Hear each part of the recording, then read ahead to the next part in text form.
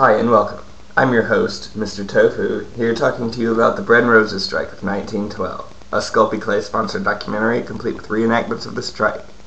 As we come marching, marching in the beauty of the day, a million darkened kitchens, 1,000 mill lost gray, are brightened by the beauty a sudden sun discloses, and the people hear us singing bread and roses, bread and roses.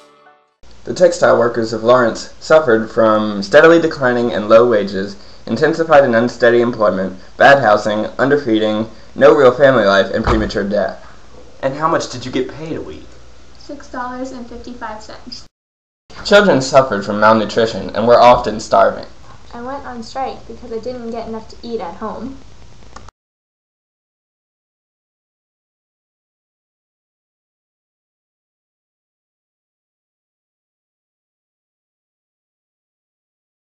Shortly before paychecks were handed out at the Washington Mill in Lawrence, Massachusetts, many workers from a variety of ethnic backgrounds began to run from room to room shouting, "Short pay! All out! All out!" They destroyed power looms and other machinery, slashed belts, ran knives through the finished cloth, and shattered lights. Workers got word of the strike and marched to the Wood Mill, the largest textile factory in the world. The Wood Mill employed half of Lawrence's workers, approximately 14,000 people. The strikers' main concerns were the loss of 2 hours of pay, equivalent to 32 cents per week, because the work week had been cut from 56 to 54 hours for women and children only. The strikers were also concerned with dangerous working conditions. By the end of the day, all factories closed because strikers shut them down. Well, I used to go to school, and then a man came up to my house and asked my father why I didn't go to work. So my father says I don't know whether she is 13 or 14 years old.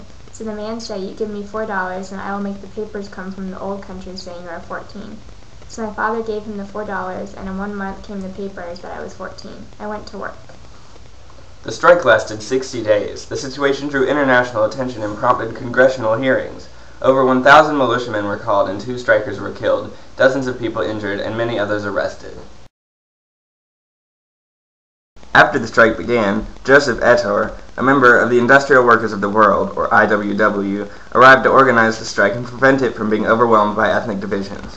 He and Arturo Giovannitti, the editor of an Italian socialist newspaper, were arrested as accessories to one of the strikers' murders. Their trial received international news coverage. Because the main issue of the strike involved women and children, they took a huge role in organizing and participating in the protests. For the first 2 weeks of the strike, huge parades of singing strikers marched down the street. Mothers tried to send their children out of the city to escape the danger of the strike, but some were found and arrested by the police and beaten with nightsticks. The IWW and the American Federation of Labor set up soup kitchens, the first time this tactic had been used in a strike. One central incident in the strike was a dynamite plot discovered by the police. The dynamite was found in several locations around the city 8 days after the strike began. Several strikers and supporters were arrested for trying to blow up the mills, and a week later everybody was exonerated because of a lack of evidence. The mill owners gave in to the strikers' demands, offering raises of 5 to 20%. IWW members were given a bad name because of their participation in the strike, blacklisted and not usually hired in the factories.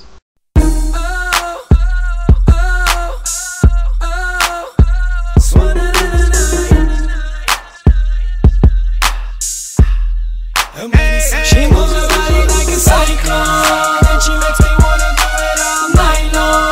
Going hard when they turn the spotlights on, because she moves her body like a cyclone. Though the Lawrence Mill strike is now known as the Bread and Roses strike, there is no evidence that the slogan was ever used, though after the strike it inspired a poem by James Oppenheim as well as a labor union song. As we come marching, marching in the beauty of the day,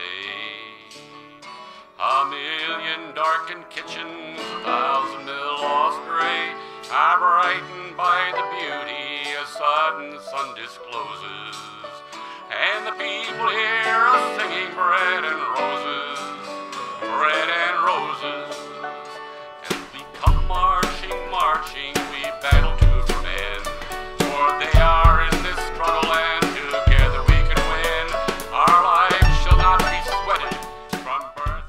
I'd like to say good night and thank you for watching. This has been a Dr. Tofu's documentary.